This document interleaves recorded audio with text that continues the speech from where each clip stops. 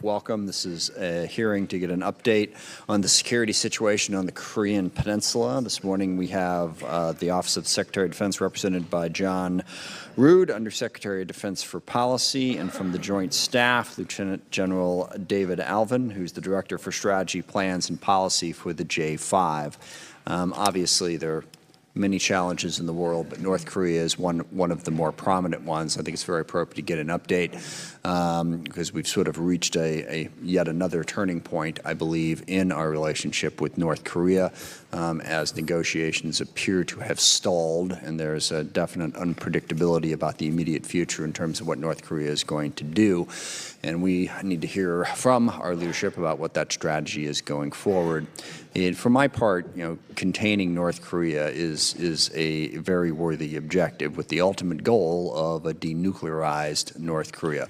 Admitting that will be a difficult goal to achieve. I do want to say in the last couple of years, tensions have calmed considerably between North and South Korea as the negotiations began in earnest, and there's a real desire to find peace, but the stumbling block continues to be a regime that is a rogue regime, that does not adhere to international norms, that is continued even in the last year to have, I think, over a dozen missile tests in violation of UN security agreements, and also continues to maintain its nuclear stockpile with no intention of getting rid of it. As I said, the ultimate objective is to reintegrate North Korea into the rest of the world, get rid of their weapons and begin focusing on their economy. But that is a very, very difficult challenge. The other big part of this challenge, of course, is our relationship with South Korea, which I think is very positive and very strong and enormously important to maintaining our interests in the region. Not just with regard to North Korea, but obviously our concerns about China and how we deal with their malign activity in Asia. We want to maintain a strong relationship with South Korea, and would love to hear from our witnesses today about where they see that relationship going. There's been an ongoing discussion about the security arrangement with South Korea. Basically, how much will they pay? And the administration made a rather substantial ask in terms of increasing that amount, I believe from just over $1 billion to somewhere north of $5 billion. I worry that approach could potentially jeopardize our relationship with South Korea. I think we get a lot out of that relationship. We are not just there to protect South Korea. Our interests and stability in the region are paramount, so I hope we'll consider that when we look at what South Korea pays and then how it matches up against our interests. So we have many challenges there. I look forward to the testimony to hear where we plan to go.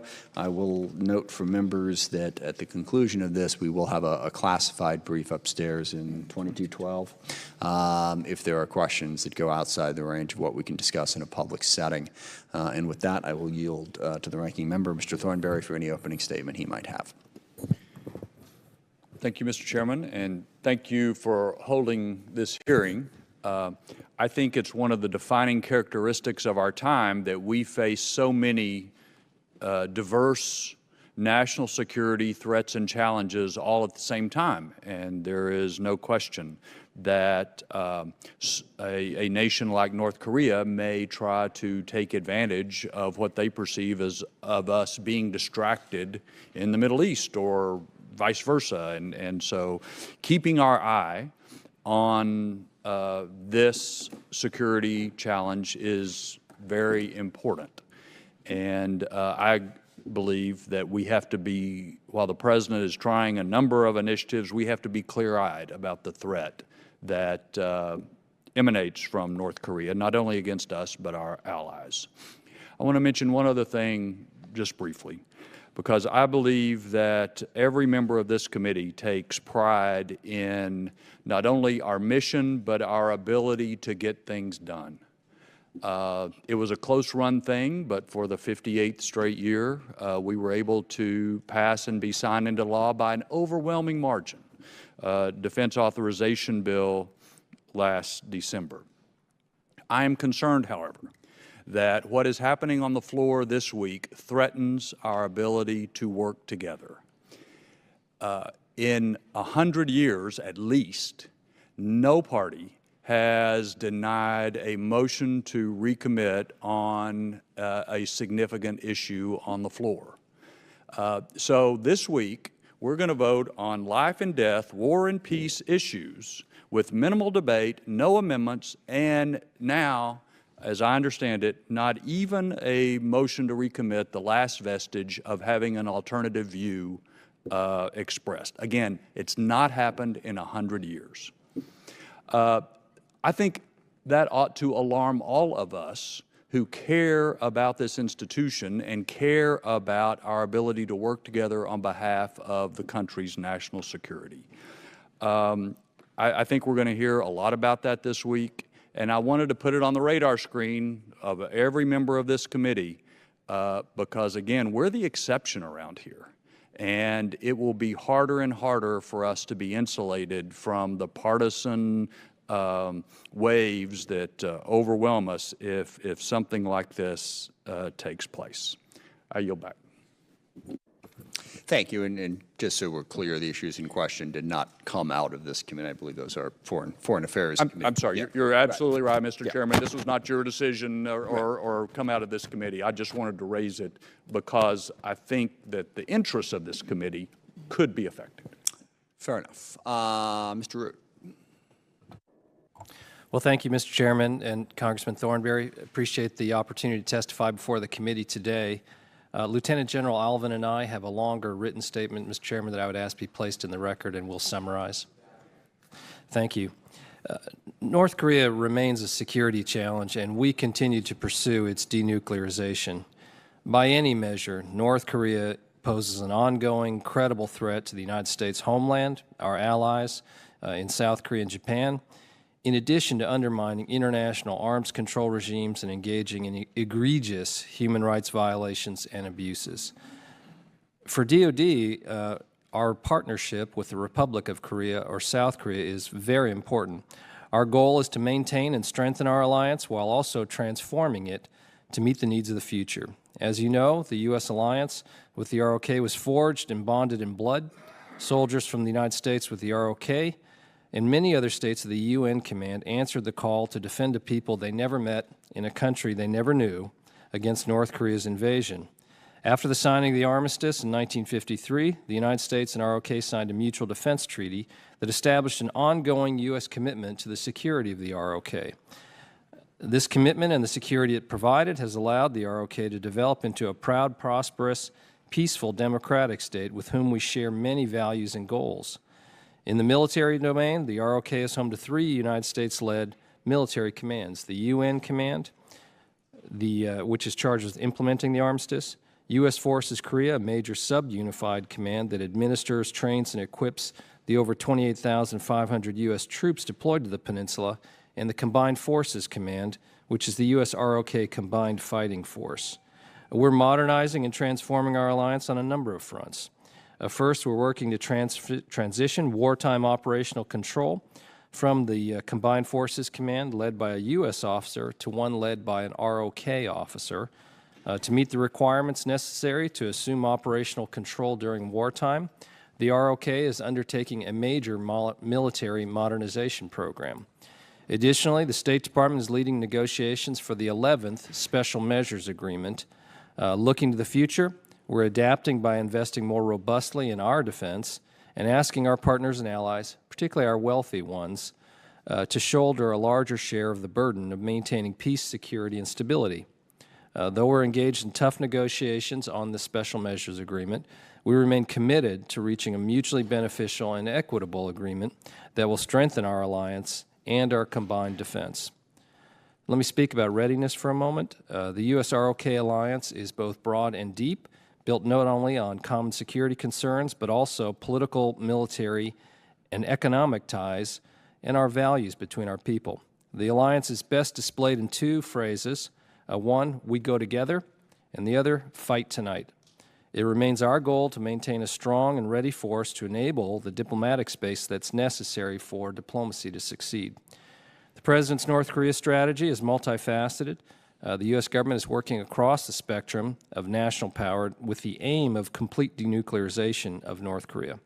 North Korea must understand that its only path out of economic isolation is for it to engage in meaningful, good faith negotiations toward complete denuclearization.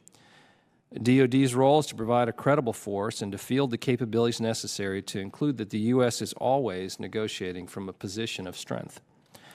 DOD must be prepared for conflict, for as George Washington said, being prepared for conflict is the surest way to preserve peace. North Korea has the world's fourth largest standing army, comprising over 1 million men under arms. Aged and obsolete equipment is offset by targeted and aggressive modernization of conventional weapons as well as nuclear, chemical, and biological programs. Over the last decade, North Korea's leaders have prioritized increasing the range, survivability, complexity, and lethality of key military systems such as ballistic missiles, special operations forces, and long-range artillery. One of DOD's most visible lines of effort is implementing and enforcing UN sanctions on North Korea. The U.S. operates a multinational enforcement coordination cell out of Yokosuka, Japan, where 8 nations work together toward this effort. This effort is primarily focused on illicit North Korean exports of coal and refined petroleum. Before I close, Mr. Chairman, let me just say in closing that we are very pleased that the 55 boxes of remains from the Korean War that the North Koreans returned to us, that we continue to do the analysis and make identifications. Thus far, 43 U.S. service members missing from the Korean War have been identified, and more than 100 identifications are expected from those remains. This is a sacred duty, obviously, that we have on behalf of the armed forces that fight. And so thank you again, Mr. Chairman, for the opportunity to testify today. General Allvin. Thank you. Good morning, and thank you, Chairman Smith, Ranking Member Thornberry, and distinguished members for the opportunity to speak before this committee and discuss security on the Korean Peninsula. As the Secretary alluded to, North Korea remains a credible military threat to the U.S., its allies, and to the region. Over the past decade, North Korean leadership have prioritized the development of military capabilities such as the ballistic missiles, special operations forces, and long-range artillery that the Secretary alluded to. These modernization efforts have continued despite the ongoing diplomatic negotiations between the U.S. and DPRK. As for the U.S. and Republic of Korea alliance, they are addressing these challenges by focusing on building a more lethal force, modernizing key capabilities, and maintaining the readiness on the peninsula. Although we've made some prudent adjustments to military activities in order to enable diplomacy, the focus on skills, readiness, and interoperability remains, as demonstrated through the more than 200 training events completed in 2019. While adjusting our exercise size, scope, volume, and timing, the U.S. and the ROK training still ensures that fight-tonight readiness and the overall defensive posture remains strong. Outside of the Korean Peninsula, the bilateral and multilateral operations and exercises with our allies and partners, including the multinational effort to enforce the UN Security Council resolutions against the DPRK, they serve as a force multiplier and demonstrate the continued resolve of like-minded nations to defense against common threats to global security. Thank you, and I look forward to answering your questions this morning. Thank you very much. I just want to drill down on the one point in terms of our relationship with South Korea. What is sort of the policy idea behind such a large request for the increase in their contribution to our mutual defense interests there? And are you worried that South Korea will view that in a way that could potentially damage our relationship with them? And I guess lastly, I met with the South Korean ambassador, and obviously they want to downplay it to some extent because they want to maintain the relationship, and they said they were quite confident they could work it out. You know, they asked for $5 billion, they were willing to give $1 billion, so they figured that, you know, it seemed like a larger problem than he was saying. Are we going to back off of that, or how are we going to walk our way through that rather difficult situation? With respect to the policy objective, Mr. Chairman, the President has asked that we ask allies to shoulder a larger share of the burden of the cost for protecting shared interests. I fully agree with your statement earlier that this is not simply about the U.S. offering some form of protection to the ROK, but rather a shared objective, and the combined nature of our forces on the peninsula, to me, are a testament to that. So the objective is larger burden sharing of the costs associated with these activities. I do share your concern that we have to manage the negotiations in a way that doesn't unduly strain the alliance. This is the 11th time that we're negotiating a special measures agreement. I think it's fair to say throughout our history of those negotiations in the past and in the present negotiations, there are times where they're tough negotiations. And our Korean colleagues are no pushovers in this regard. So I think, though, we have to recommit ourselves to maintaining the ironclad nature of that alliance and try to manage that in a way where we can steer this to a successful conclusion. I would hasten to add the State Department leads those negotiations. Understood. We at DOD play a supporting role. You play. I mean, I know Secretary Esper was over there, and he was part of making the ask. So DOD is definitely involved. I do understand that lead, and also it's building up to. We also have to, get the. Renew the contract, if you will, with Japan as well. And I realize that's not the purpose of this hearing, but with our base on Okinawa, there's rising controversy now over the new base that we're building. I heard about it a lot this past week. People are concerned about our plans, but I forget the name of the Air Force base or the base on Okinawa, and the plans to build out that could affect the environment there. Something we'll have to work on. We need to maintain those relationships. One final question on North Korea's tests. Do you have? How do we plan to react going into this year if North Korea continues to do testing, and what is your feeling on the likelihood that they will ramp that up in this year? They've promised that they were going to do things. They haven't to date. Do you have a guess as to why and where that might go? In terms of predicting North Korea's future behavior is always hazardous. As you know, I started my career as a CIA analyst and used to follow them closely, so I have some experience of being right and sometimes not getting accurate the prediction. But let me just say that we're watching very carefully what they're doing. We don't know fully the reasons why the North Koreans did not engage in more provocative behavior, which they seem to be hinting that they were planning to do in December. But as you mentioned in your opening statement, there were a number of missile launches last year, short-range missile launches, which do violate the UN Security Council resolutions. So there was clearly a message as well as a developmental activity in that activity. We could very well see some additional missile tests or other activities by the North Koreans, but that's very speculative at this stage. Our message to them has been that obviously we would regard those things as provocative activities, and an attempt by the State Department to get the North Koreans back to the negotiating table, which is what we think would be more constructive and productive. But certainly we've got to be alert for the possibility that we could see the North conduct those type of tests. Understood. Thank you. Mr. Thornberry. Mr. Rood, from a policy standpoint, would you say that overall the European Defense Fund, European Stability Fund has been a success? If you're referring to the European Defense Fund to fund things like the permanent structured cooperation on defense, I have had some concerns about that along with my colleagues in the Defense Department, because while on the one hand we do encourage our European partners to improve their defense capabilities and to invest more, there's been some portions of that have been rather exclusionary in nature, and we've been engaged in a long-term dialogue with the Europeans about whether, for instance, would subsidiaries of American companies in Europe, European companies, be permitted to participate? What about American companies who wish to participate in this activity? So it's an ongoing dialogue that we have with the European Union on this matter. I think I misspoke. I was talking about the European Defense Initiative, where we go help fund infrastructure and I'm sorry, and that was completely my fault. I misunderstood. And I know you don't do budgets. What I'm trying to get at is, it seems to me, and correct me if you see this differently, that having a fund of money to put basically our money where our mouth is on these alliances and being able to work together has been successful in Europe. Yes, sir, I agree with that. And so my question is, 2 or 3 years ago, this committee authorized a similar fund for Asia to, again, try to put our money where our mouth is, especially focused on China, but also the North Korean threat that we're talking about today. And yet the administration has never put any budget resources into that fund.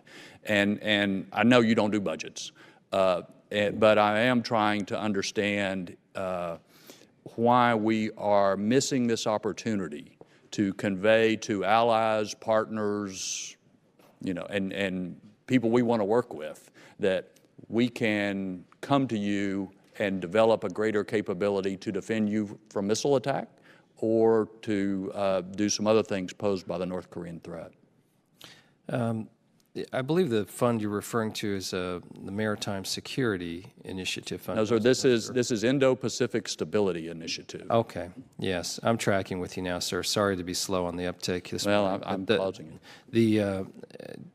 We do support efforts to work with our partners in the region, and as you know, there is a large infrastructure that the United States maintains in that area. It's one of the things General Allvin and I and others are participating in, trying to, as we always do, looking at our present locations and are we properly structured.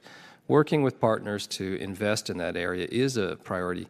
Sir, I'll get back to you, but there are some other security assistance activities that we're doing that I believe match what you're talking about, but I'll provide you some more information separately if I may. Okay, I'd appreciate that. Last point I'd just make is, obviously Japan, Republic of Korea, very important when we're talking about containing the threat coming from North Korea. But North Korea poses a regional threat. A number of other nations are interested, concerned, and it just seems to me we could do more to enlist their assistance. Thank you, Mr. Chairman. I yield back. Thank you, Mr. Chairman. Thank you both for joining us today. I want to focus for a second really on what's going on the peninsula. As we know, I think you would agree that talks have broken down. The North appears ready for further provocative action. Does the department plan on restarting exercises on the Korean Peninsula? Can you elaborate on our current situation? The short, I'll start, and then if I may, General Allvin will continue, which is we being the U.S. government and led by the State Department, to continue to try to persuade the North Koreans to come to the negotiating table.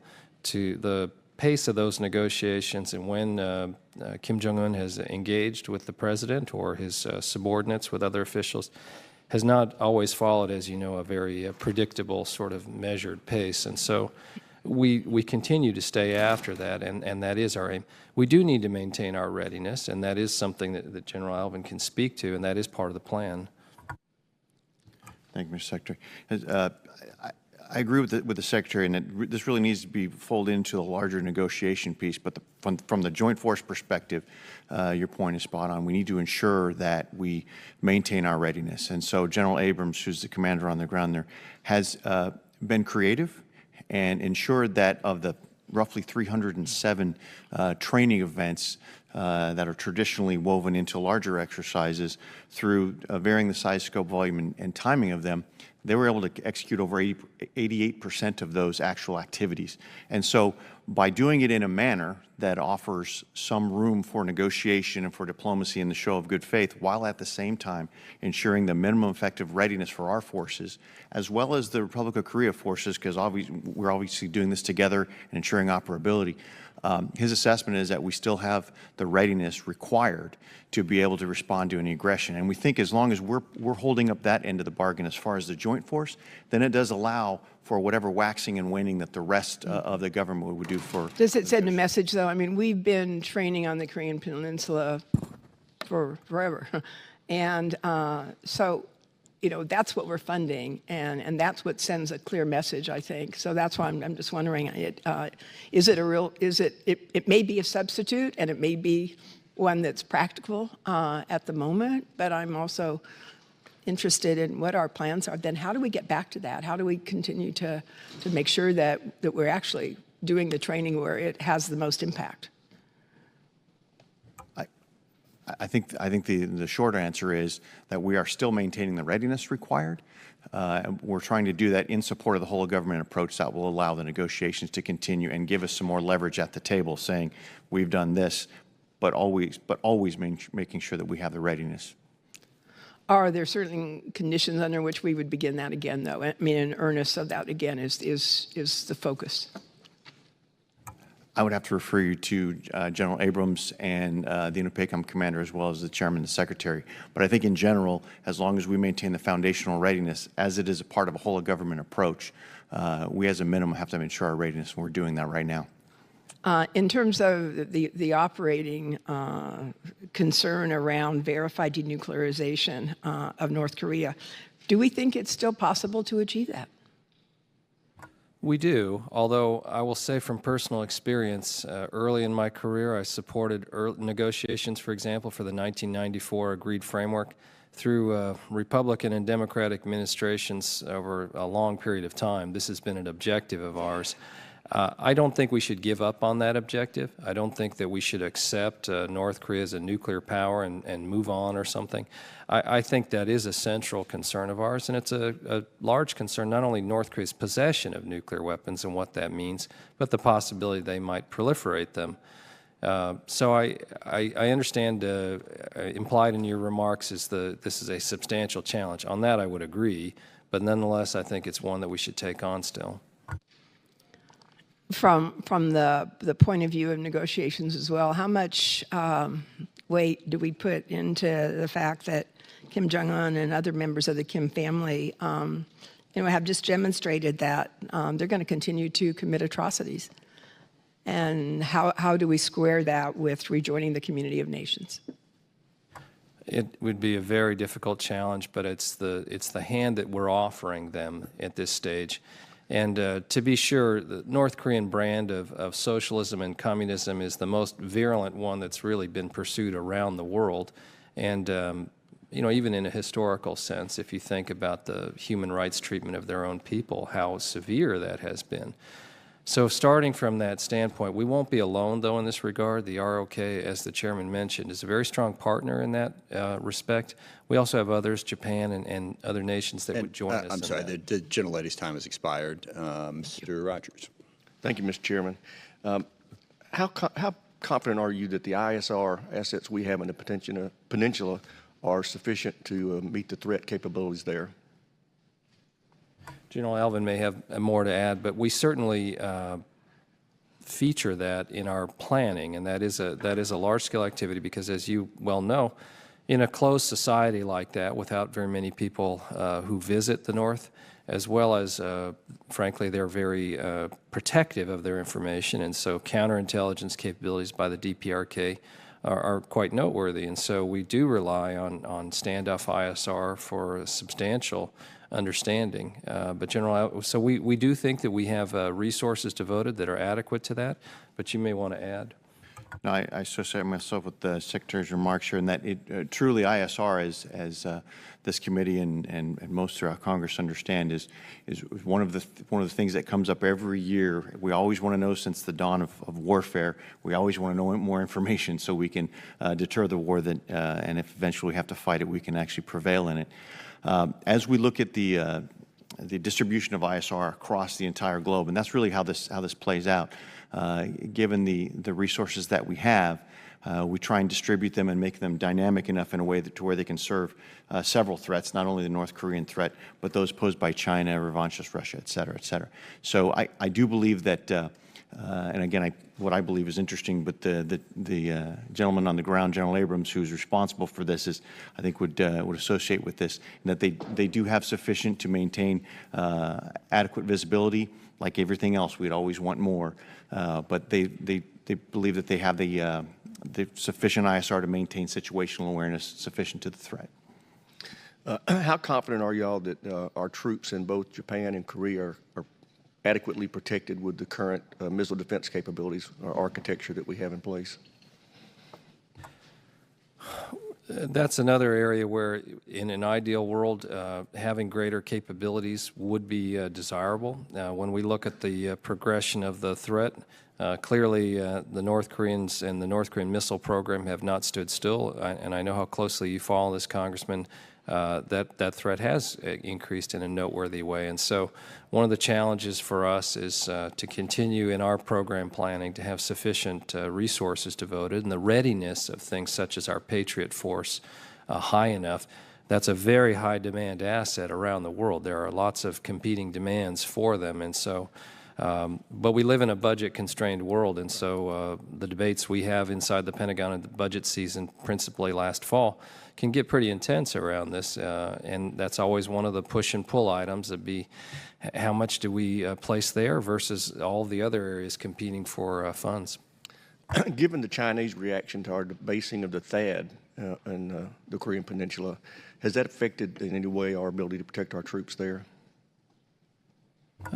It was a disruption, but we have worked through the arrangements, and the system is in place. The South Korean government worked through some land swaps and other things to provide the necessary facilities, and so it's in place. I don't know if you want to add anything.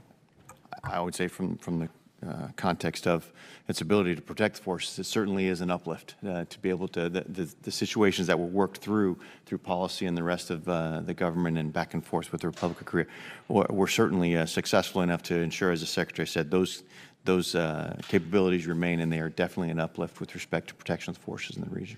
My last question is about shifting over to Guam. INDOPACOM has indicated they'd like to increase our missile defense capability in Guam. What would that look like, and what do we as a committee need to be doing this year to facilitate whatever that capability would be? Well, presently at Guam, as you know, there is a THAAD missile defense battery there. Some of the discussions has been whether that should either be augmented or are there alternate ways to provide that sort of missile defense coverage. Again, THAAD, very high demand asset, and so it's a matter of compared to what's, and there have been some proposals INDOPACOM has put forward, for instance, whether you could have some sea-based, not placed on land, Aegis ashore capabilities and things that. To layer that in addition to the THAAD or in place of the THAAD? Potentially as a replacement for, but there's a decision has not been made to do that. The present plan is for THAAD to continue in that role. Okay. Thank you very much. I yield back, Mr. Chairman. Thank you. Ms. Spear. Thank you, Mr. Chairman. Thank you both for your briefing this morning. We know that North Korea has hundreds of ballistic missiles that could hit South Korea. We know they're developing a long-range alternative. We know they have a chemical weapons stockpile. They intend to develop an ICBM to hit the United States. They continue to test missiles. And I am clueless about what our policy and strategy is with North Korea, besides romantic letters that are exchanged between our president and the leader of North Korea. Could you articulate what our strategy is?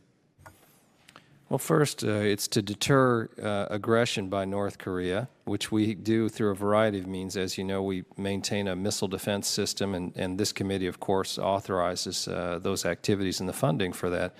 We do maintain, to protect against long-range missile attack against the United States, a substantial missile defense capability. There are also, as discussed, fielded capabilities for shorter-range missiles. So first, we want to deter aggression. That's not done merely through defenses, but also through offensive forces and maintaining the readiness of our capabilities to try to prevent that. Mr. Rood, excuse me for interrupting, but we have not deterred North Korea at all, as they have continued to test missiles and build the equivalent of ICBMs and continue to have a chemical stockpile. We aren't getting them to do anything to reduce that. Isn't that supposed to be part of our strategy? That is, and I would add, it's not been merely the objective to address those threats of the present administration, but through my entire working career in the national security realm, that's been the objective for Republican and Democratic administrations alike. So I share the objective. What I was merely trying to address is that we do try to deter aggression. It is a harder thing to deter the production and the pursuit of those capabilities, but certainly we are trying to do that through negotiations, and the President has been very clear in his desire to see a negotiated outcome for those things. We work very closely with the ROK and our other allies like Japan in the pursuit of those objectives, and a maximum pressure campaign undergirds this, because without that pressure, without that element of the policy to create pressure on North Korea to come to the negotiating table, we don't think that a negotiated outcome is feasible. So your belief is that a negotiated outcome is not feasible with North Korea. So what is our next strategy there? I may have, just to clarify, I have not said that we don't think a negotiated outcome is feasible. We think without pressure, the North Koreans will not come to the negotiating table and negotiate in an earnest way. You have to have both, in my opinion, and that's the approach we've been taking. And what is the pressure we have imposed on North Korea, besides giving them the world stage on which to be recognized? UN Security Council resolutions imposing economic restrictions, and then those are enforced by different nations to include the U.S. And we know that China is not complying with that, among other countries. We have seen China enforce the sanctions. I think perhaps diplomatically I'd say we'd like to see them do a better job of enforcing those, as their performance has been inconsistent. Mr. Rood, you had been requested to appear before the committee about Iran and have not done so. When do you intend to do that? It's scheduled for tomorrow in closed session for the committee. Thank you. I yield back. Thank you, Mr. Lamberton. Thank you, Mr. Chairman. Thank you both for being here and for what you are doing for our country. Given the growing North Korean ballistic missile threat to our homeland, I'd like to ask some questions about our missile defense. We've asked about regional threats, but to the homeland, there's also a growing threat. So, Secretary Rood, according to Northcom, while we can be confident in our current GMD posture to counter a North Korean threat for the next 5 to 6 years, at the rate North Korea is developing their ICBM capabilities, we must begin assuming increased risk around 2025 and beyond. Do you agree with that assessment? And if so, whatever you can say in this open session, what is the administration's plan to mitigate that risk? First, I do share that assessment with Northcom. We do have to watch the North Korean missile program and their associated other special weapons programs, because the rate of progress is very substantial and it continues. I think that what you'll see in the President's budget submission that will come forward is, and obviously it has not been submitted to the Congress yet, but I think what you'll see is a continued support for our missile defense program. That's embodied in the policy document called the Missile Defense Review that the President unveiled, and states very clearly in there that our objective is to prevent North Korea from having the ability to coerce or threaten the United States credibly with their offensive missile force, and commits us to having a defense sufficient to deal with that threat. Okay, thank you. I'd like to drill down a little bit more and talk about an underlayer. According to warfighters at Northcom and the engineers and scientists at Research and Engineering, an underlayer composed of the SM-32A or extended range THAAD would be an excellent complement to our current GMD and help address the growing threat, not just of North Korea, but Iran also. So do you believe an underlayer would supplement our homeland missile defense and help mitigate the risk that we've talked about that's growing beyond 2025? I do think such an underlayer can make a substantial contribution to the defense of the United States. It's not a replacement for longer-range missile defenses, which have a much greater capability through things such as the ground-based interceptors presently deployed in Alaska for a much larger range, longer battle space, if you will. But certainly an underlayer can make an important contribution to defense of smaller areas, still very large areas, but smaller than that provided by the ground-based interceptors in Alaska. And to help make this supplement come about and become real, can you explain why the SM-32A test against an ICBM target planned for later this year would be so helpful to mitigate the risk posed by North Korea's ICBM threat? That, as you mentioned, Congressman, that test is planned. The Missile Defense Agency will conduct it to validate what the analysis presently shows, that the SM-32A would have a capability against longer-range missiles, if enabled by all the right sensors and in the right situation. And so that is an important demonstration or validation of the capability that we already believe is resident in the system. But, you know, having been through a number of test cycles, it's always important to be on the test range and validate that, sir. Well, I'm glad to hear that because, as you pointed out, this would be a supplement, not a substitute, but a supplement to what we need to beef up in our ICBM missile defense program. Thank you so much, Mr. Chairman. I yield back. Thank you. Mr. Gallego. Thank you, Mr. Chairman. I guess this question is for Mr. Rood to begin. How does Korea and the USFK play into our deterrence plans against China? Well, principally, those organizations are focused, of course, on the threat from North Korea, but obviously having a U.S. Military presence on the Korean Peninsula and more importantly, an alliance, a relationship with an important country like South Korea plays an important role in trying to counter the spread of malign influence from China.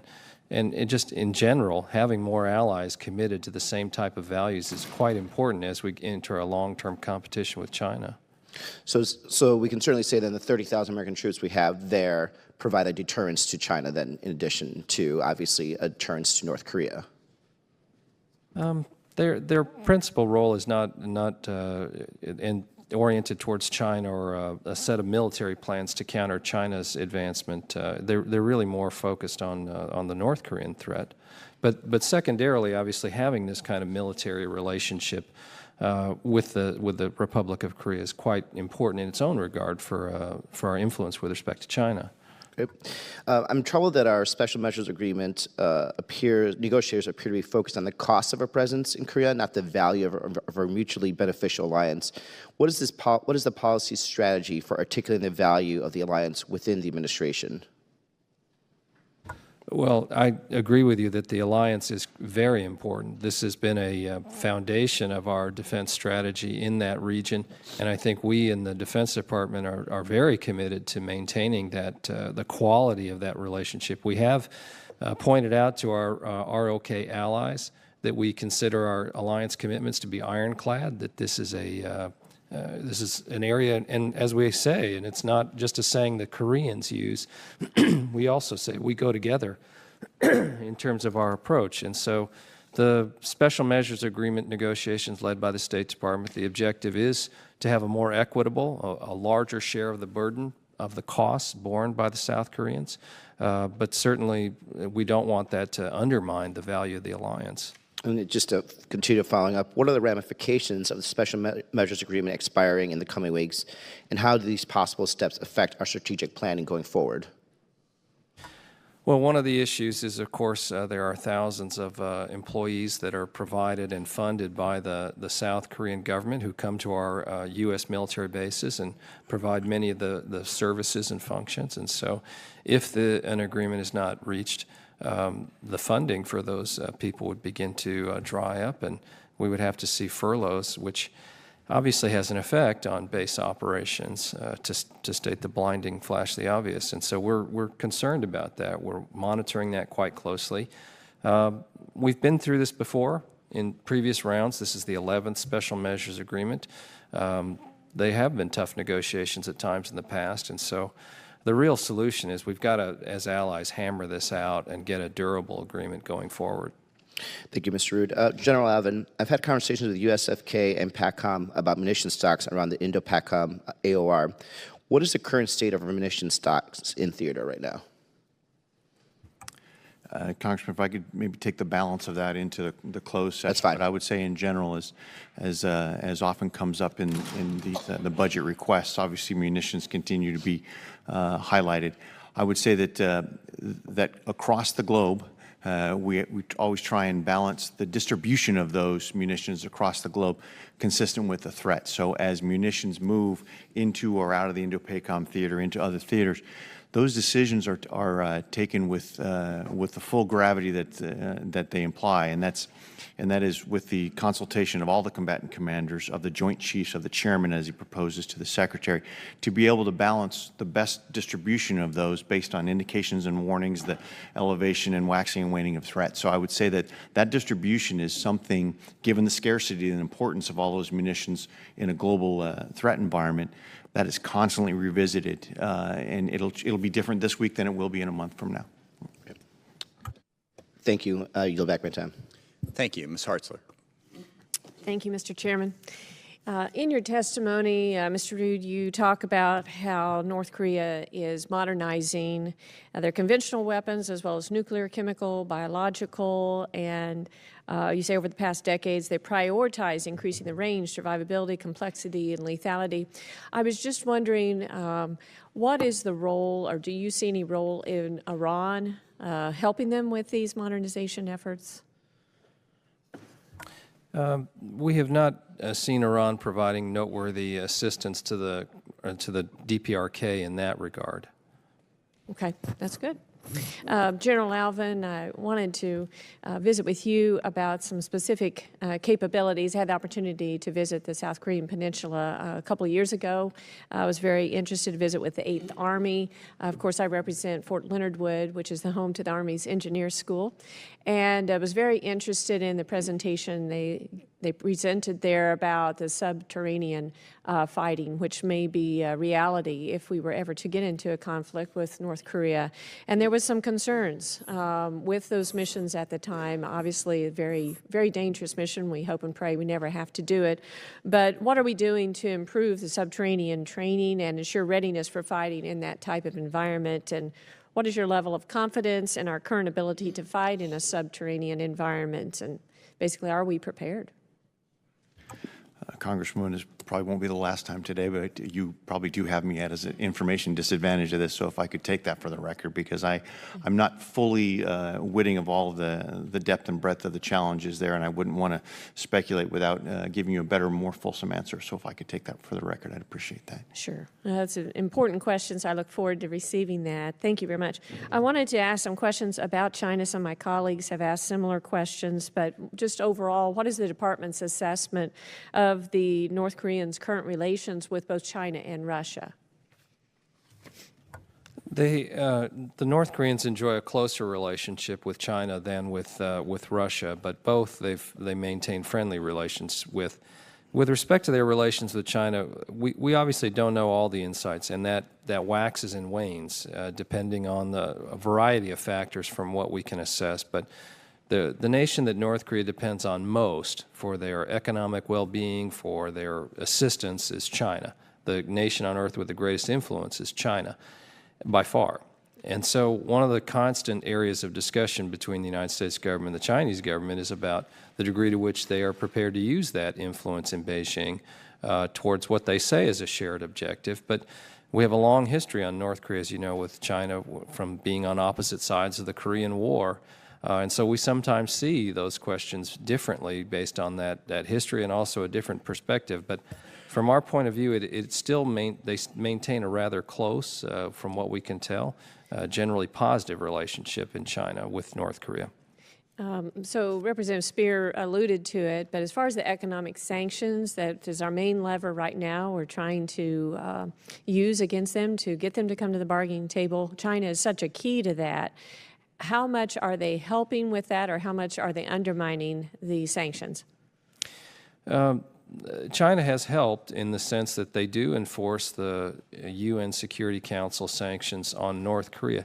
However, we've been concerned that the enforcement has not been at times stronger. It's not been consistent. It's fair to say this is an ongoing area of concern that we have about the performance of the Chinese government in this regard. And so from our point of view, we would like to see China step up and do much more in that area because, one, we really do think they have this level of influence, and two, you look at the border, you look at the amount of trade, you look at the ties between trading companies and others, that's where we would like to see China use its abilities, and we think they've got an international obligation to do so. Are you aware, are they currently reaching out to North Korea and trying to get them to come to the bargaining table? That's our understanding, although, again, we don't have complete insight into those activities. And our State Department is the principal ones talking to the Chinese government about that. They'd have a little bit better understanding. But my understanding is that, yes, the Chinese government has encouraged the North Koreans to come to the negotiating table. And my Final 15 seconds. Any insights on having Japan and South Korea come together on that intelligence sharing? We've tried to be very direct with both our allies that we think it's in all of our interest that this relationship between the ROK and Japan be much better than it is right now. There have been some tremendous strains on that relationship. We were pleased, and we weighed in very heavily in this area. The agreement you're mentioning allows for intelligence sharing between the two of them. At very late in the hour, the ROK agreed to suspend their desire to withdraw from that agreement. So the agreement still exists. And I'm sorry, the gentlelady's time has expired. Yes, sir. Mr. Carvajal. Thank you, Mr. Chair. Secretary Rood, it's no secret that China is North Korea's lifeline, as they are the regime's trading partner and provide essential food, crude oil, and financial investments. What's your assessment of the level of influence China has on North Korea's decision-making on the development of their ballistic missile program? And two, can you provide an update on the department's efforts to work with the Chinese in upholding the international sanctions that you referred to earlier on North Korea? Yes. First, you're correct. China does enjoy a very close relationship, or a close trading relationship, economic relationship with North Korea. They are their closest friend in the world, and the one that has the greatest influence. With respect to persuading China to use that influence from the Defense Department, we do engage directly with Chinese officials. For instance, the Secretary of Defense meets with his counterpart. We have up and down the chain other agreements. We've just recently sent a member of my team to China to try to work out a schedule for those things for the coming year. So that is important. The message we give them is one that if China wants to be a leader in the world, if they want to be seen as a responsible stakeholder, this is an opportunity for them to step up. We have pointed out areas where we think China has not always met their obligations and not always enforced the sanctions. And so these are direct conversations, shall we say, that we also have. Chinese government is not particularly pleased with some of the sanctions enforcement that we do out of Japan with not only U.S. military assets, but as I mentioned, 8 other countries joining in that effort. But this is the nature of the dialogue we have with the Chinese. Thank you. General Allvin, the relocation of Marine Corps Air Station Futenma is an important component of the realignment strategy of U.S. forces in Okinawa to other locations in the Indo-PACOM. How has the department engaged with the government of Japan, and especially with the local government in Okinawa, to address local concerns that continue with the relocation of the air station and the continued presence there as well? Congressman, I can start that, but I will say the gentleman to my right has done a tremendous amount of work on that with the Japanese. Having said that, it is highly important. It's very important, and the Indo-PACOM Commander, Admiral Davidson, has invested lots of time and energy into ensuring that those local concerns are not only fully understood, but we're responding to them as well. And we continue to relook at how we might be able to alter the posture in a way that adapts to an evolving Chinese threat, while at the same time holding true to the commitments that we've made to Japan as such a very close and vital ally in the region. But specifically to getting to those facilities and the local concerns, there has been significant energy expended. I know that I'll turn it over to Secretary Rood, but he and his team across the department with respect to policy to ensuring all the way up to Mr. Abe understand that we are respectful of and are committed to the concerns of the leadership of Okinawa and throughout Japan. I'm not sure if you have anything. I'd just simply add that, as you noted, it's a very sensitive area, a British understatement. I mean, it's extremely sensitive in that area. The performance of our troops, safety concerns, behavior off base.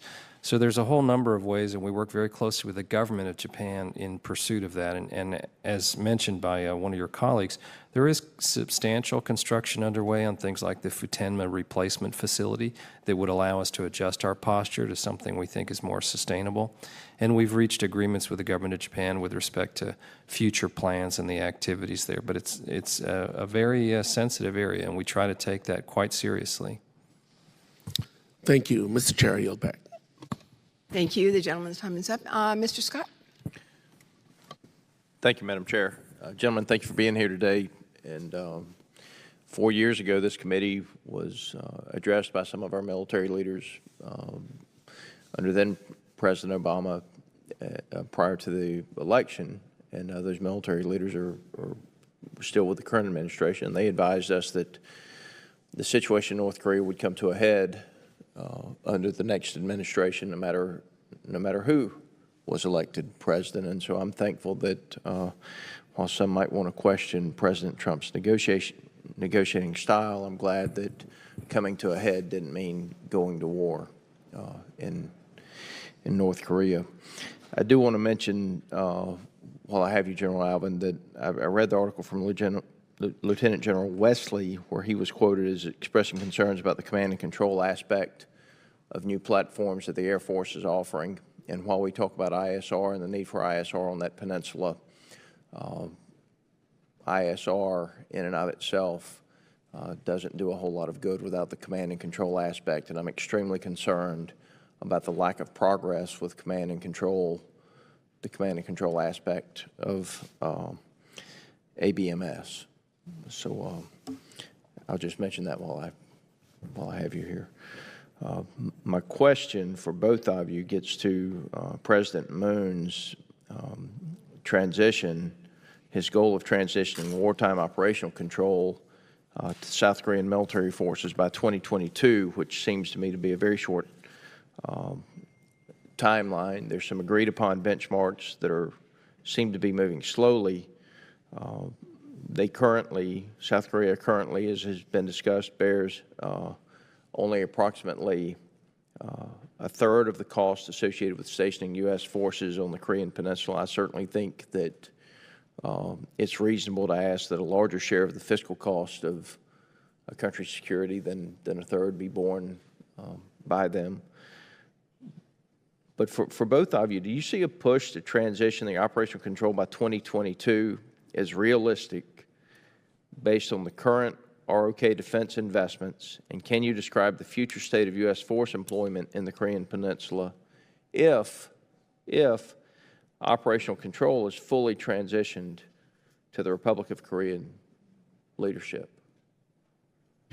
Congressman, I'll start and then let Secretary Rood really expound on it. But first, I didn't want to let your first comment go unreplied upon with respect to the ABMS and General Wesley's concern. I'm currently in a joint position. I understand I'm wearing a blue uniform, but I will tell you that the Chief of Staff of the Air Force has responded to that positively and is committed as helping to lead the department into this joint all-domain command and control to understand General Wesley's concern that it get all the way down to the soldiers, to the tactical level, because to your point, it's not really intelligence, surveillance, and reconnaissance unless it has applicability. And so I would just like to impart that comment as that it is being taken very seriously because we cannot do this halfway. This is so important to the way we're going to do joint warfighting in the future. To transition to the subject of the OPCON transition, my only real statement would be that while 2022 is a goal, this truly is conditions-based. And along with those conditions, there need to be the development of those capabilities, the assessment of the quality of the employment of those capabilities, the continued interoperability. And so there are measures put in place along the way to ensure that we don't rush to a situation that would impact the readiness or the capability with an OPCON transfer. And so while the timeline may say 22 as a goal, fundamentally it really is the conditions that's driving the pace, and those conditions have to fundamentally be underpinned by the deterrence and the response and the ability to respond to the aggression capabilities. Are you in agreement with that? I am. The thing I would underscore is our policy is that this is conditions-based. Once capabilities have been attained and demonstrated, then we can, if you will, check that off. And once all of the conditions are attained, wartime operational control can therefore transition to the ROK. I expect that hopefully that war never happens. But if it did happen, I expect that the U.S. would in the end be the lead. I mean, we're the ones that have the air power. We're the ones that have the command and control aspect of things. We're the ones that have the weapon systems that it takes to win in that scenario. And to give operational control of that to another country's commanders is, Thank you. and that timeline's very concerning. Mr. Kemp. Hi, thanks for coming out today. I just wanted to dive into a few details. It just helped me understand the current strength of the alliance and next steps here. So Secretary Rood, I just wanted to ask for you, what is the total annual cost most directly associated with having U.S. forces on the Korean Peninsula? Well, first, it depends on which costs you include, as you well know. But as we look at those costs, those were a factor in going into the State Department's position in the special measures negotiations. I'd have to get from the comptroller the specific numbers and can't quote them from heart for you, but certainly we have that. Well, look, that'd be a huge help. So if you don't mind, would you be able to commit to getting us those numbers in the next 2 weeks, delineated by military service as well as appropriation categories? That'd just be helpful for us to be able to understand where this is coming from. I'll take the request back. I can't commit the comptroller to anything in particular, but I certainly understand the request, sir. Sure. Look, I mean, this is just it'd be helpful for us. I mean, as you just said in a response to an earlier question, you know, you're trying to find an agreement here about sharing that burden. You're saying that you wanted the Republic of Korea to take on a larger share of that burden. I'm just trying to get a sense of what the overall burden is. You know, what is it that's here? I think we all share that belief and that goal that you have in your testimony about wanting to make sure that our goal here is to really strengthen the alliance. I think those were your words in your testimony. I agree with that wholeheartedly, and I really want to make sure that this 70-year alliance is strong for the next 70 years. It is, as mentioned by many of my colleagues on both sides of the aisle, at the heart of our efforts vis-a-vis North Korea as well as China. And I want to make sure that this is being done in a way that's fair for all, fair on our side, fair on their side, and that we treat our allies and our partners with that type of respect.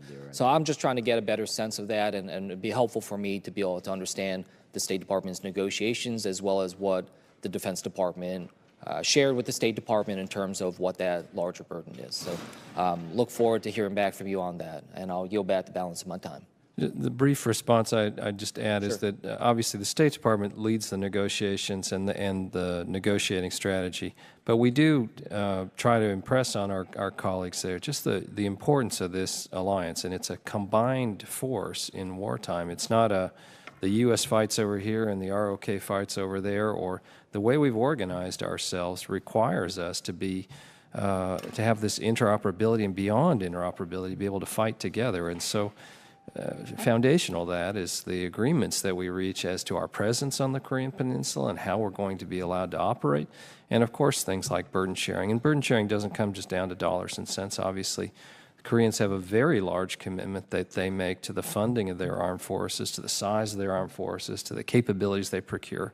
So I agree with you on the importance of that, and this is part of our message to our State Department colleagues, that as you're approaching these negotiations and everyone wants equitable burden sharing, some consideration just needs to be given about maintaining the health of that alliance as we go forward. Well, look, I get that, and I understand that the State Department's leading these negotiations, but obviously you're at the table there as well, and it was a recent op-ed in the Wall Street Journal that was co-authored between Secretary Esper and Secretary Pompeo. They were on the same page on that front. So, I just want to make sure that this isn't just something about trying to convince the State Department about this aspect of it. This was something that was very much in line between the two secretaries. And if I could just put big emphasis on that, it certainly publicly seems like it's been a very joint State Department, Defense Department position, and that I understand that at the end of the day, the State Department signs off on it, but it seems like you guys have been right there with them. So I just want to amplify Mr. Kim's point on our concerns.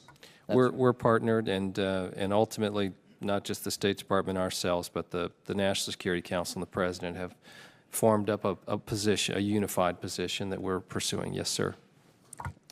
Chairman, I yield back. Okay, so we're just asking you to keep the State Department in line, as always. So, Mr. Gallagher. This week, the Air Force Chief of Staff said, if I have to defeat China, we can handle Iran. If we build a force to defeat Iran, we cannot defeat China. Mr. Rood, in your opinion, does that same logic apply to North Korea and China?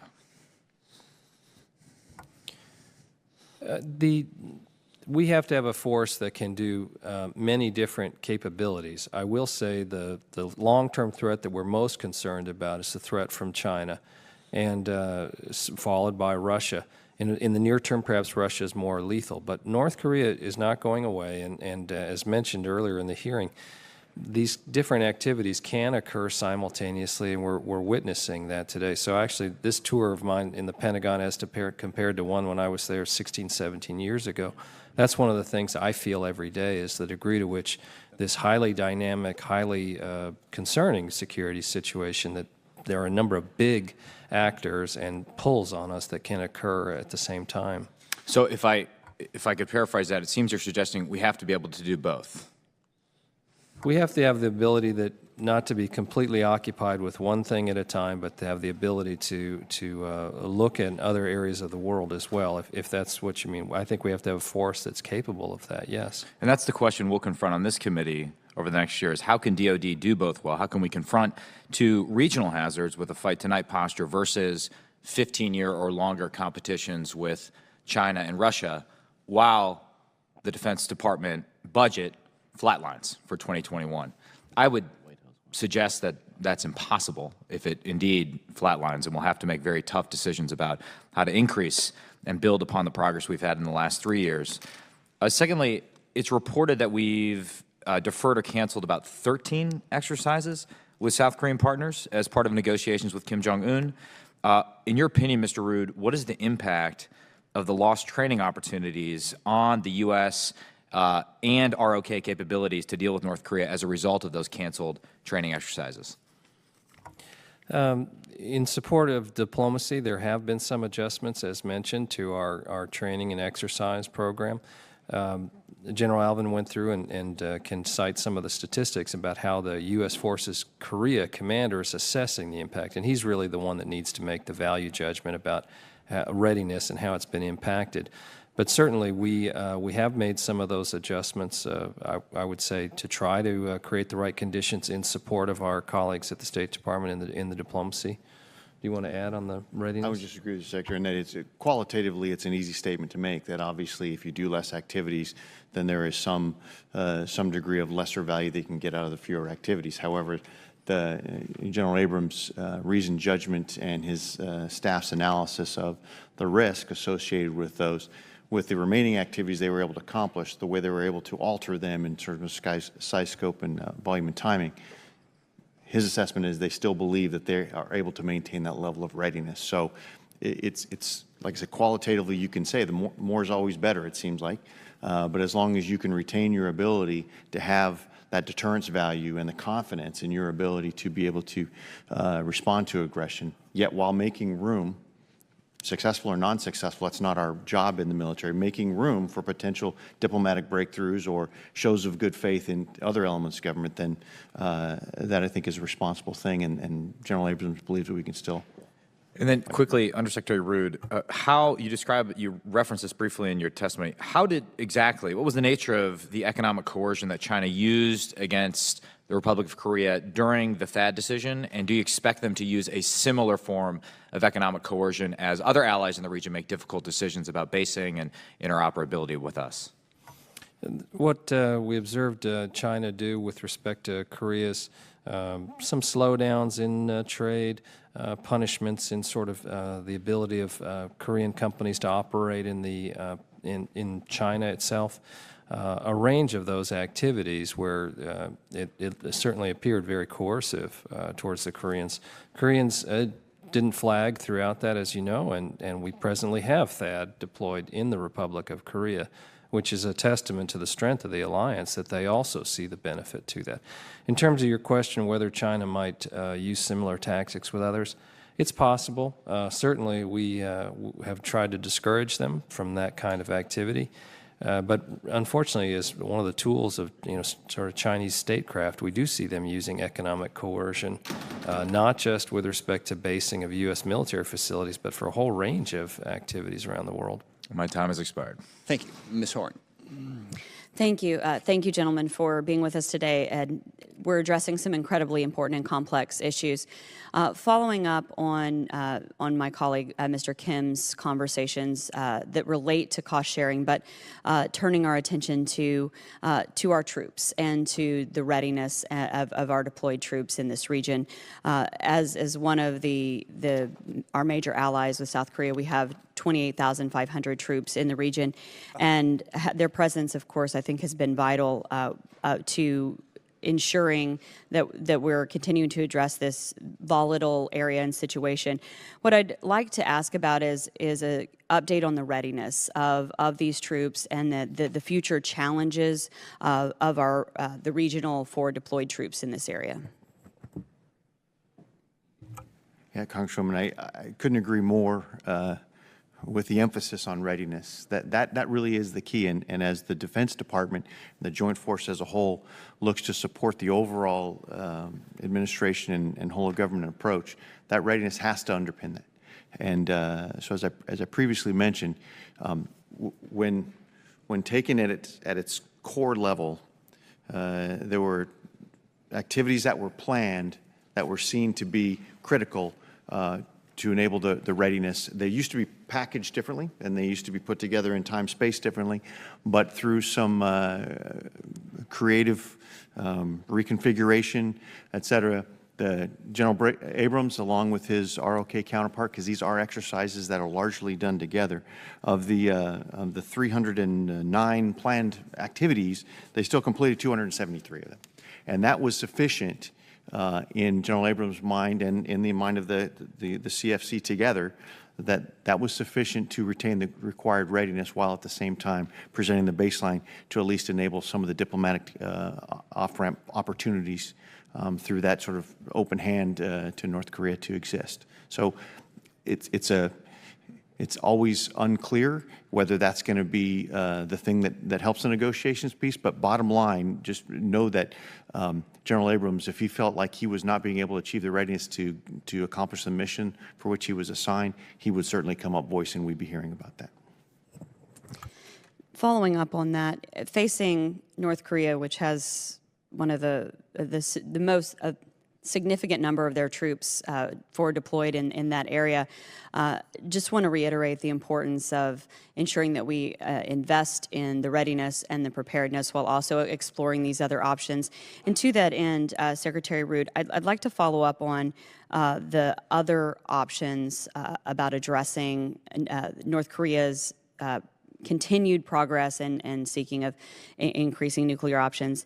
In the context of China, we've talked about a number of things today, but beyond economic sanctions, beyond the pressure that we're placing on North Korea, what are the options of bringing in China? Is there really a pathway, and what other options are we looking at in terms of leveraging the pressure against North Korea to get them to come to the table? Well, the discussions with China have been around what is our shared objective, and they do say that they support, in China, that they support the denuclearization of the Korean Peninsula. And they have tried to persuade the North Korean government to come in earnest to participate in the negotiations. Again, I have a long history of watching this, and that's been a goal for the 30 years I've been working in this area of respective administrations, and it's always been elusive to get China more involved. I think the largest effort we made was during the Bush administration, where China hosted the six-party talks with the idea of trying to get them to be more invested. It worked somewhat, but frankly, in some ways, they played the role of a mediator and not an active participant in the way that we wanted at that time. So there have been pressures placed upon the Chinese government by the U.S. government in different ways to try to encourage a stronger implementation. As I mentioned, we've got an enforcement coordination cell and aircraft and ships in and around the environment in North Korea, which is not something the Chinese government finds pleasing. It's one of the areas of friction that they point out that we're operating that area, but we point out smugglers are drawn to areas in which the enforcement is not as strong as it should be, and certainly a role for China to play that could improve that situation. So we do try to do that, and it's not merely limited to China. And your question was, what else are we doing? We've gone around the world to try to persuade countries to tighten up their enforcement of all sanctions, but in particular those things that can aid North Korea's special weapons programs. Thank you. My time has expired. Thank you, Mr. Bacon. Thank you, Mr. Chairman, and I want to thank you both for being here. And I have 4 questions, I guess, if I can get them all in. But before I do, I want to just recognize General Allvin. We've served together since 1997 and multiple times thereafter, and I could just tell you the Air Force has done it right. They've promoted a stellar performer at every step, so it's good to see you again. My first question is for Secretary Rood. Can you compare the South Korean contributions to help offset our costs, say with like Germany, England, or Japan? Is it comparable, more or less? It's comparable in the sense that they provide a substantial offsets. They provide, for instance, the Yongsan relocation plan, which was consolidating a number of U.S. facilities. The ROK bore the cost of that. So that was certainly in a rough sense. They're structured very differently in terms of how the ROK provides that support versus the benefits we receive from the governments in Germany or elsewhere. But in sort of the most coarse sense, there are similarities to that support. Yep. Just seems, looking at the strategic picture, China's nearing our GDP and capability with 1.4 billion people. Then we have Russia. We have to deter Iran. We have also the North Korea. We're still fighting with Al-Qaeda and ISIS. We can't do this on our own. And it's to counter and be a leader of the free world, it's going to take more support from our allies and a more integrated approach. And granted, there is, that's a tough diplomatic dance we have to have with our friends. But if we're going to have the free world defend our values, human dignity, it's going to require more from our friends. One other question on South Korea. Obviously, our military relationship is focused on North Korea. Do they see that they have any responsibility with us vis-a-vis China and being a deterrence towards them? First, I agree with you on the importance of allies stepping up, and we are asking allies around the world, not just in the ROK, to bear more of the burden. And then with respect to your point about the role the ROK can play with China, they certainly can play a noteworthy role, and we talk very seriously with them about the emerging dangers we see there from China, the threats, the way the Chinese government is behaving economically, politically, militarily. So that's a feature of our dialogue. Certainly they have a different perspective on that, given where they're at in their trading relationship and other things with the PRC. But I mean, I think there's a lot of commonality in our thinking about what we're concerned about and the threat to our values as well. Hopefully our relationship will evolve to include more of that, not just the North Korea, would be my point. General Allvin, two questions for you. We're talking about the training or the reduction in training, the integrated larger training in South Korea with our forces. Do we see reciprocal reduced training from North Korea? I mean, are they doing the same thing? So, Congressman, first, thank you for your kind comments, and I hope my responses don't change your opinion on the other side of this. I'll let you know in about 2 minutes. No. But in point of fact, that's at this point. To date, we have not seen that.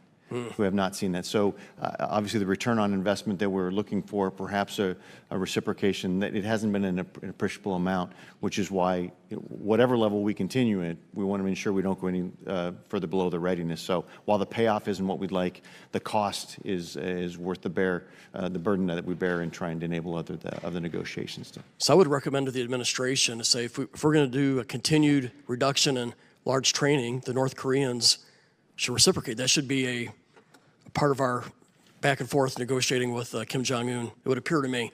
But my final question is, I know in a phase 3, phase 4 environment, and this is good for the general, we're going to need 5th generation, eventually 6th generation type aircraft stealth. But our day-to-day operations in Korea today, phase 0, phase 1, how dependent are you or is our forces on the legacy, say, ISR platforms for what we need day to day today?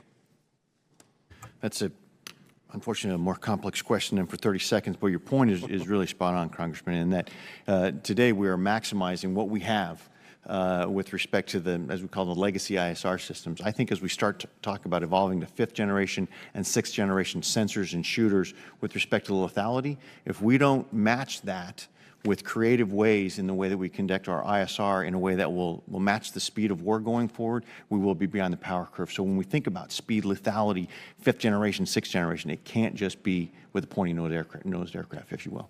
Thank you. Mr. Chairman, I yield. Thank you, Mr. Chairman, and thank you, gentlemen, for coming. I have 2 questions, so I don't think I'll be able to take up the entire 5 minutes, but I'd love to hear from you specifically about biological and chemical weapons and their capabilities of North Korea in that area. My understanding is we spend a lot of time focused on nuclear capability and the threat that is behind that, but that we don't necessarily have the same understanding, nor do we spend the same amount of time appreciating chemical and biological capabilities. Can you comment, if you are able to, in this setting, on what we're doing to make sure that we understand those threats as well? North Korea maintains very substantial capabilities in both the chemical weapons area as well as in the biological area. And this is a very noteworthy concern of ours, both in terms of from an intelligence prioritization perspective, and in the closed session, obviously, we can speak in greater detail. But in the open session, certainly, to say this has been a long-standing concern.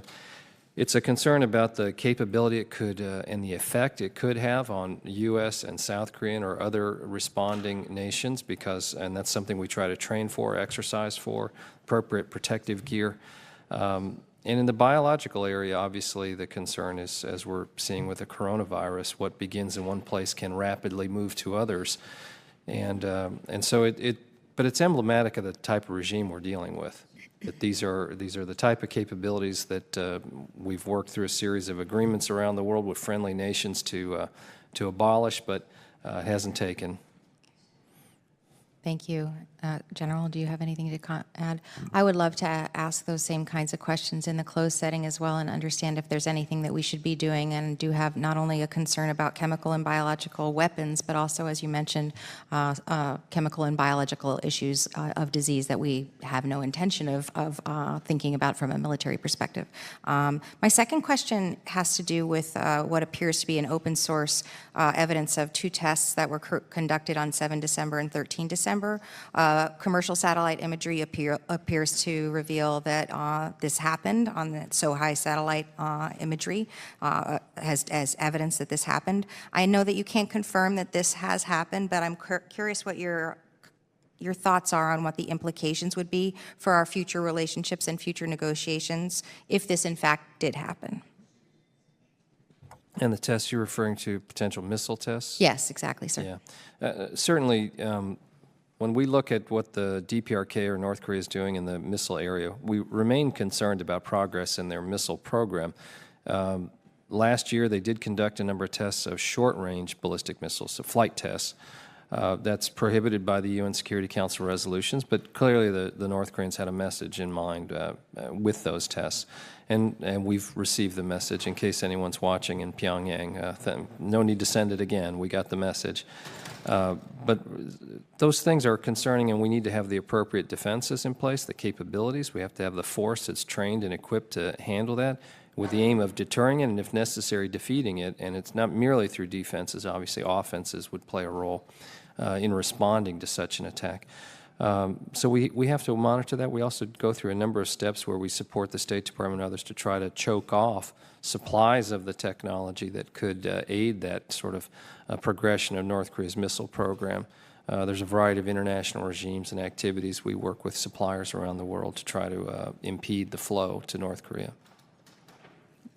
I would just add that as one would characterize what those missile tests, if they happen, might imply for the forces, it's important for us to better characterize it, understand if these are maturations of current capabilities or new capabilities that are going to require different ways of fighting on the peninsula, different ways of evolving the alliance, et cetera, et cetera. So as we're looking at not only the technological evolution, we really have to look at the effect on the battlefield. So if it turns out that is something that might be interesting but doesn't really affect the way that we're going to fight them, we would treat it differently than if it has an impact on the way that we need to array our forces or the types of capabilities we'd have to develop with the ROCs to be able to make sure we're on path to be able to deter that aggression.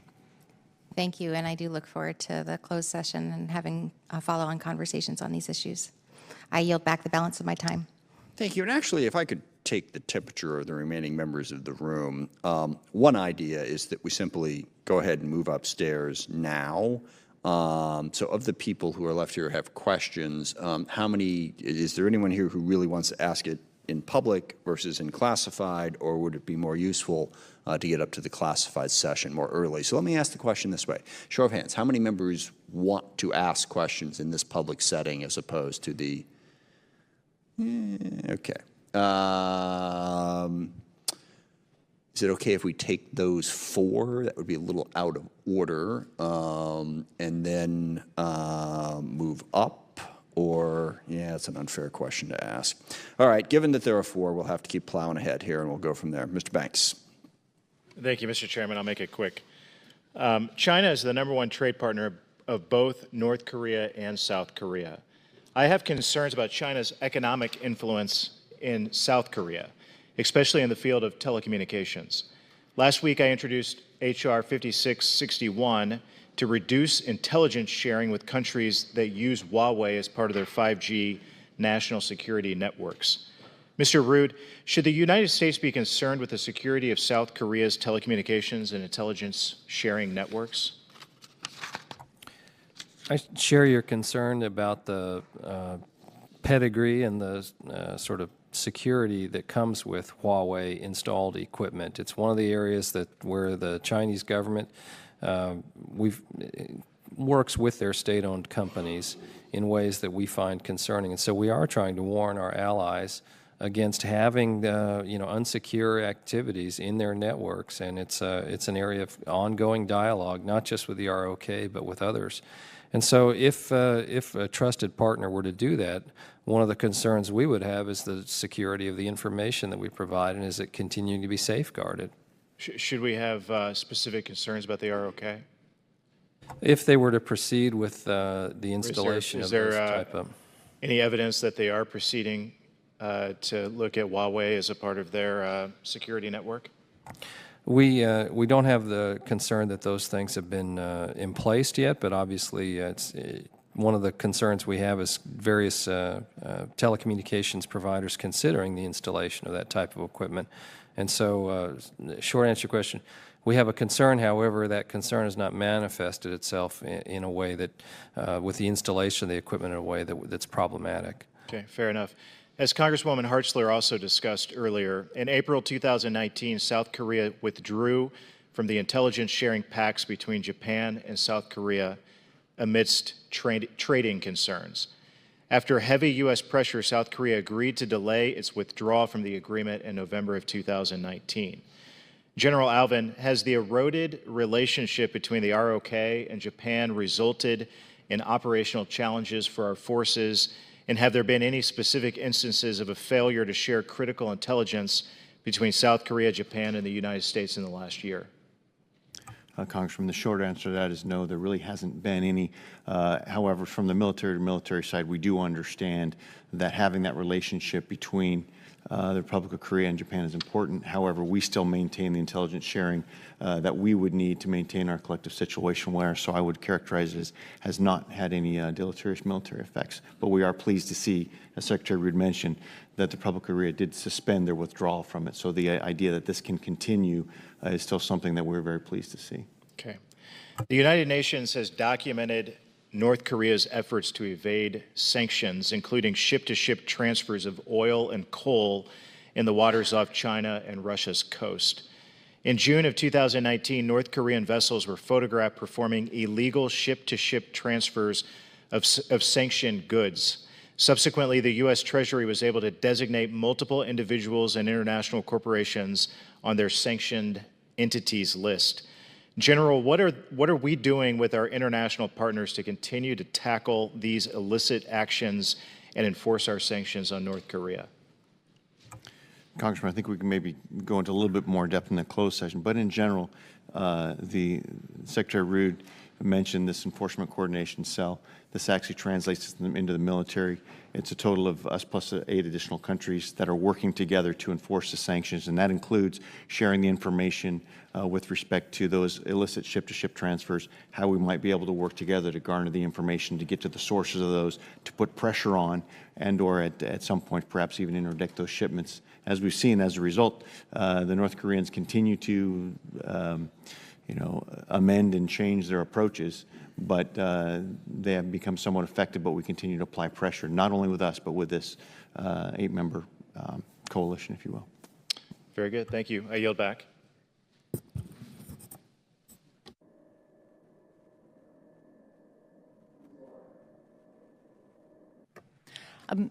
Good morning. And of specific interest to me is naval readiness, naval forces stationed in the theater. Specifically, we have a carrier strike group in Yokosuka. We have an amphibious ready group in Sasebo.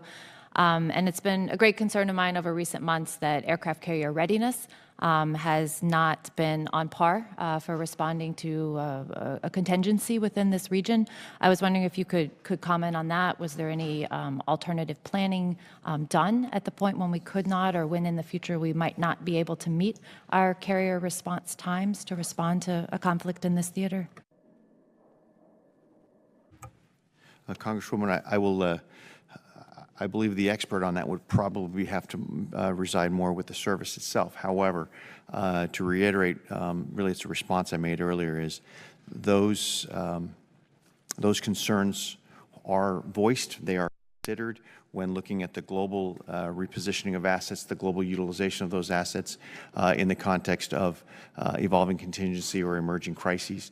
But I think with respect to the long-term readiness impacts, et cetera, those are voiced and those are considered from not only the CNO, but through the Joint Chiefs and the Secretary. So those are not dismissed, to be sure, and those are a part of a more comprehensive decision. Okay, moving on. My next question is similar, but about strategic sea lift. You might be aware that there was an exercise conducted recently where the results were less than satisfactory as far as doing an unannounced surge of our strategic sea lift assets, both MSC and those belonging to MARAD. My assessment of that report shows that we would not have been able to adequately respond with adequate square footage of our strategic sea lift ships. Can you comment on that impact on any contingencies within the region? Yeah, Congresswoman, this was one of those good news, bad news stories from the point of view of the Joint Force. It was Secretary Esper's initiative to be able to drive this to figure out where we are falling short. I would yield to probably the TRANSCOM commander. I can take it back for the record to go with the TRANSCOM commander as well as our J4 to better characterize the path ahead. But to your point, it certainly it was a point of learning for us to understand really just the state of that. And Transportation Command working with INDOPACOM can give a better feel for, and probably would be more appropriate in a closed setting to get the answers you're probably seeking about the potential impacts of any of those shortfalls. And we'll be sure and get back to you if I can take that for the record. So it sounds to me like on both of these questions, carrier readiness and strategic sea lift, which are critical for our national defense in this theater, you're in the discovery phase of determining what shortfalls that you have? I mean, that doesn't seem like a satisfactory response, General. I wouldn't characterize it as in the discovery phase. I think we're refining potential solutions to that. And I think you constantly find yourself updating and responding to things as they emerge. And so I wouldn't say we're in discovery phase, but I would say that the department is actively aware and paying attention to these particular elements and is addressing them through not only alternate ways of employing the force, but I'm sure they will show up in potential future budget considerations. Thank you. That was going to be my next question, because as we have the ability to provide those resources, that information is very meaningful to us to be able to make decisions to modernize strategic sea lift in the future and ensure that we have adequate square footage, adequate trained personnel to conduct those missions. So thank you.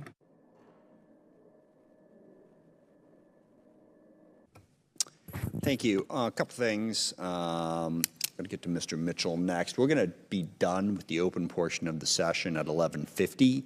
so we can move upstairs to get to the closed portion. So we'll get to whoever we can get to in that time frame. Then we're going to move upstairs and do like a 5-minute little break. We're not going to magically transform up there, so it'll start at 11:55.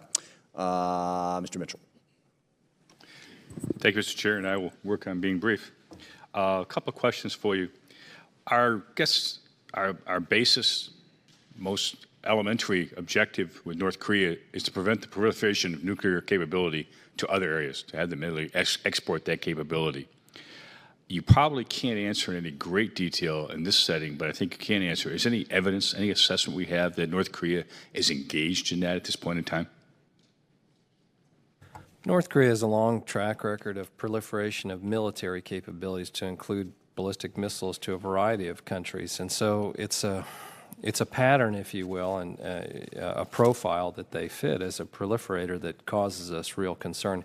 Clearly, some of the questions that you, I think, are going to ask, we can delve into in significant depth in the classified session. If you could pursue that, I can't make the classified setting, but I'd like to know on it, basically yes or no. Do we have any indication on nuclear capability beyond all the others on where they're engaged in, that they are trying to use their nuclear knowledge basically to raise money to support their program? Have you seen any evidence of that?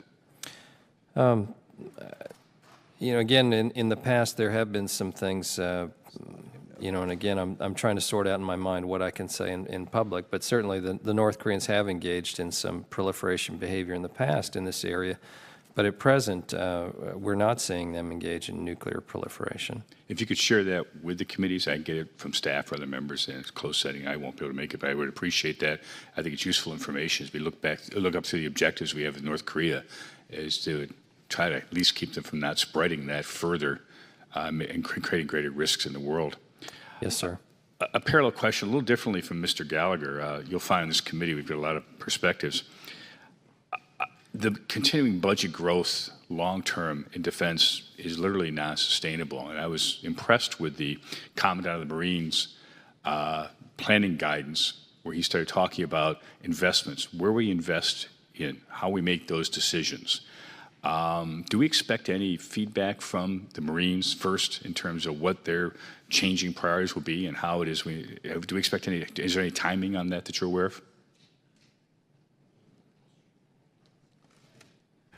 Congressman, I'm not aware of specifically of reporting back, other than I would imagine that may come up during the posture settings with regard to the way forward. But I'm not aware of the U.S. Marine Corps specifically coming back as a service to define their investment priorities. That's particular interest of a task force which you're aware of was created with Mr. Mould and Mr. Banks as co-chairs, a bipartisan task force, the Defense of the Future, is to try to assess what our military should look like down the road, 10, 20, 25 years from now. That's important information that we could use. And the parallel question, that or additional question is, are the other services engaged in similar conversations? I don't think we can keep investing in what we've always done and hope that's adequate for the risks we face in the world.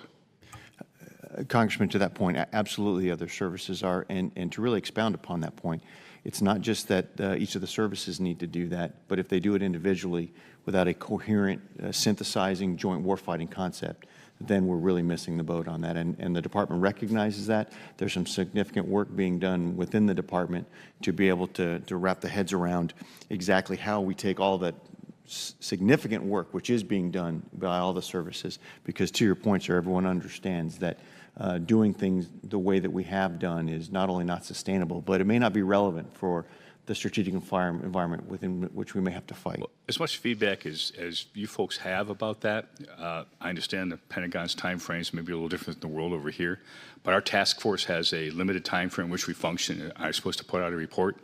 I'd rather it be relevant. I'd rather include the important information. Again, I was impressed with the perspective of the comment of the Marines, because I think it's relevant to our future financial posture in this nation. One other quick question, and we're going to run out of time here. Maybe it's longer term for the record. We fail to recognize sometimes on a holistic basis that China's threat to the world is not just military. It's economic.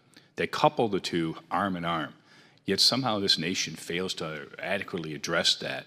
Have you and the State Department talked in more detail about how it is you link our economic capabilities with our military interests or national defense, forget military, our national interests to deal with North Korea, China. We don't seem to do that well, and I think it's causing us significant issues. And that's not a 7-second question. No, it's not. I but admit that, unfortunately, you are going to be out of time before we can answer any substantive way. So that will have to be taken for the record. So I appreciate it, Mr. Chair, but I think it is important that we have that conversation. Absolutely. Thank you. Mr. Cisneros. Thank you, Mr. Chairman. Thank you, gentlemen, for both taking some time to be here today. You know, we've talked about this before already, but the special measure agreement we know has expired. We're asking the government of South Korea to spend a five-fold increase in the amount that they pay to keep us there. Have we looked into this? Like, how is that going to deter South Korea's defense capabilities? How is that going to affect their operational capabilities? If we're asking them to spend more to keep us there rather than to spend it on their own defense, and have we looked into that at all? Short answer is yes. We have looked at that, and what we're asking the South Korean government to do, and one of the wealthiest countries on earth, to shoulder more of the cost of our joint operations, of the operation of U.S. forces there. The South Korean government, though, spends a noteworthy percentage of their GDP, well over 2%. It's about, if I recall correctly, about 2.6% of their GDP on their defense, which is very, very substantial because they have a very large and capable armed force. And one of the things that, as you mentioned, that we work with them on is the modernization of that force, and they do it principally by purchasing equipment from the United States. And so that's another added benefit that we receive from our partnership. So it is something that we think that they can afford to increase their share of the costs that they bear, but obviously we do want them to continue to modernize, and that's one of the benchmarks as part of the transition of operational control to the ROK forces.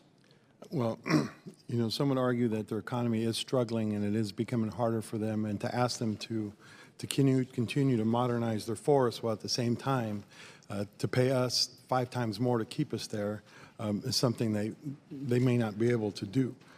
But on the other hand, in that, I mean, really asking them to pay, when the president goes out and the administration asks them to pay 5 times more than what they're currently paying, and then the leader of North Korea is hearing this, do we not consider that too, that maybe this is part of them, it's causing him to act out? Or is this just an empty threat for us? Are we going to carry this? Would we actually move our forces out if Korea doesn't, you know, kick in more money? And what are we doing here, and why are we doing this? My strong desire, hope, and encouragement to our negotiators has been, we've had tough negotiations in the past on previous special measures agreements. We really need to hammer this one out and get to the point where we've got an agreement soon. It's not in our interest, it's not in the Republic of Korea's interest to see this go on for an undue period of time. We're both committed to the alliance. We're just discussing the appropriate burden-sharing mechanism, and we do have to be conscious, as you say, about not sending an inadvertent signal to the North Koreans that there's some division within the alliance that we can't resolve, because we are partners together. We are very dependent on each other for executing that defense, and we need to work it out as partners, is my opinion. And then my last question is, and you've touched on this, both of you have touched on this before, but again, the military intelligence agreement between Japan and South Korea. I know it was, you know, nipped at the bud before, it was suspended before, but I mean, going forward, are we working with both of these governments to kind of make sure that, to kind of help them out, and so that we don't come into a situation where, you know, 2 of our allies are no longer sharing information in a region that's important to all of us? We're trying very hard to encourage the 2 of them to maintain a closer relationship, to work through some of their differences. As you probably know, the nature of the disputes in some cases are historical, and the way those things work through, but we've been tried to be very forceful with both of them. From our perspective, the only person that gains from this is North Korea. This sort of inability to be, you know, working, functioning partners And what we really have shared concerns that we try to impress that upon both of them. We were very fortunate. We put a lot of energy into trying to preserve the intelligence sharing arrangement. We're grateful that the ROK suspended their withdrawal, but it's not something that we feel is working as well as we'd like it to work. This is a continued area of emphasis for us with both governments. All right. That I yield back my time. Thank you, Mr. Bergman.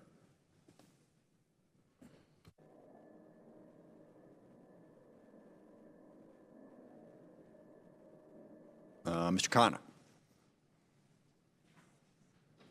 Thank you, Mr. Chairman. Secretary Rood, Lieutenant General Allvin, thank you for your service. One of the areas where I have been supportive of President Trump's efforts is to seek a diplomatic solution in North Korea. And I have publicly said that we should be supportive of the administration's efforts to do that.